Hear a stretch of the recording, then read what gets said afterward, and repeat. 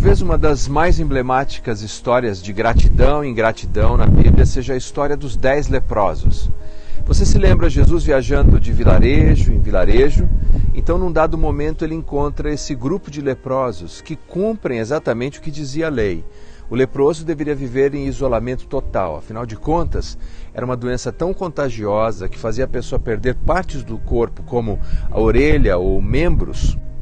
E de longe, eles gritaram clamando a Jesus, dizendo que se Jesus desejasse, poderia curá-los, poderia exercer a sua compaixão.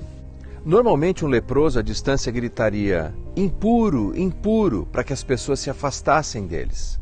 Mas esses viram em Jesus a fonte de esperança, de restauração da vida e da oportunidade de retornarem a viver em comunidade. A oportunidade de retornar para o lar, de rever filhos, esposa, família.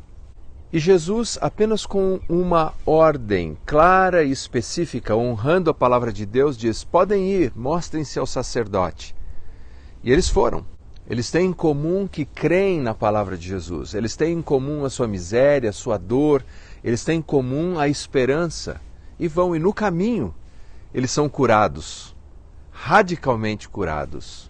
Milagrosamente curados. Bem, você se lembra da história. 9 deles simplesmente continuam o caminho. Mas um deles retorna. Ele para. Ele pensa. Ele volta. Ele volta para agradecer. A sua gratidão estava acima do seu desejo de ser reincorporado às suas atividades sociais e familiares. A sua gratidão expressava o seu apreço por Deus, por Jesus. E ele volta. Todos os outros tinham razões eclesiásticas, legais, e por que não dizer, sociais, que justificariam o seu não retorno. Ah, mas para aquele, a gratidão era tão importante. Ele para, ele pensa, ele volta, ele agradece. Apenas um retornou, e esse é estrangeiro, o samaritano. O samaritano tinha uma religião estranha, deficiente, pelo menos do ponto de vista dos judeus.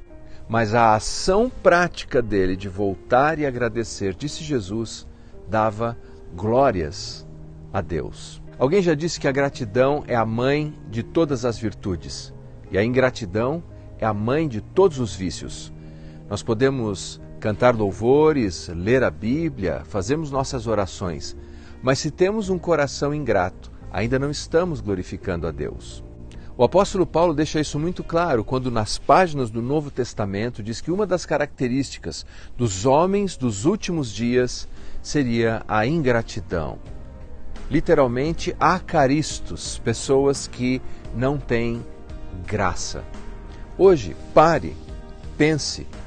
Quais foram os instrumentos que Deus usou para abençoar a sua vida? Quem são as pessoas?